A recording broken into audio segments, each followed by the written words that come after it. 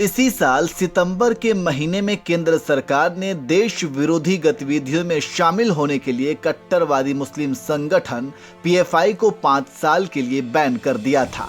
इसके अलावा इस संगठन से जुड़े 8 सहयोगी संगठनों को भी बैन किया गया था।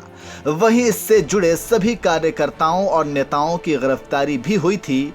सभी पीएफआई के दफ्तरों को पुलिस ने सील कर दिया था।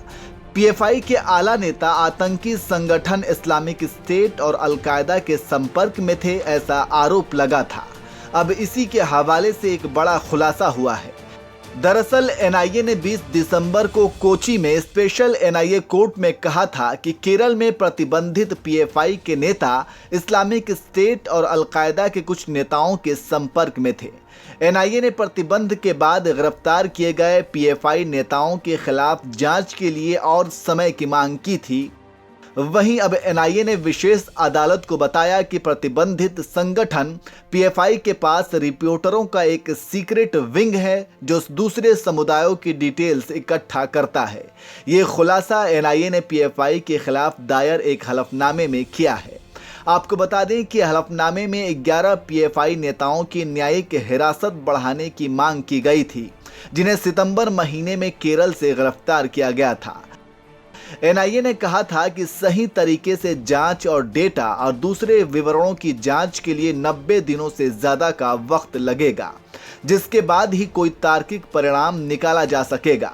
वहीं अब एनआईए ने कहा है कि जांच में पीएफआई के देशद्रोही गतिविधियों में शामिल होने और नेताओं के अलकायदा और इस्लामिक स्टेट जैसे आतंकी संगठनों के साथ संपर्क होने के पर्याप्त डिजिटल सबूत मिले हैं।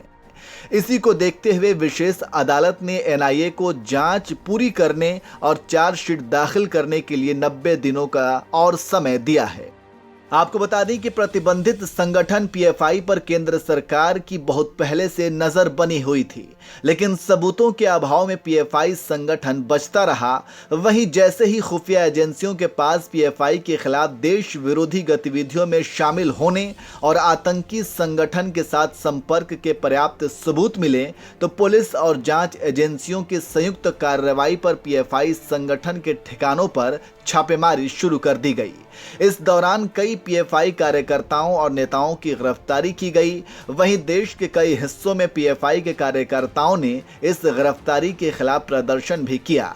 पीएफआई को 5 साल के लिए बैन तो किया ही गया, इसके अलावा इसके 8 सहयोगी संगठनों को भी 5 साल के लिए बैन कर दिया गया और गिरफ्त में लिए गए नेताओं से पूछताछ और उनके लिंक की जांच भी शुरू की गई, जो अभी भी जारी है और समय समय पर बड़े खुलासे होते रहते हैं।